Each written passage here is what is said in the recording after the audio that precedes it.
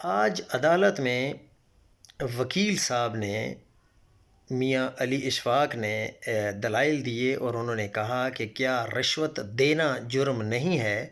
ابھی تک عروب جو کہ سعد الرحمن عرف ڈکی بھائی کی بیوی ہیں، ان کو کیوں گرفتار نہیں کیا گیا رشوت دینے کے الزام میں؟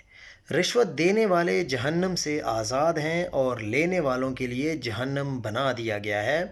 یہ میاں علی اشفاق کے ایف آئی اے کے افسران کے جسمانی ریمانڈ کی درخواست پر دلائل تھے، لیکن ہم یہ کہتے ہیں کہ واہ کیا شاندار دلائل دیے گئے ہیں، یعنی ایک شخص جس کو مبینہ طور پر شدید تشدد کا نشانہ بنایا ہے، اور اس کو تشدد کا نشانہ بھی اسی لیے بنایا گیا ہے تاکہ اس کے اہل خانہ سے رشوت کی مد میں بھاری رقوم ہتھیائی جا سکیں۔ میاں علی اشفاق صاحب نے انہی مجبور اور لاچار اہل خانہ کی گرفتاری کا مطالبہ کر ڈالا ہے۔ یہ کس قسم کی وکالت ہے؟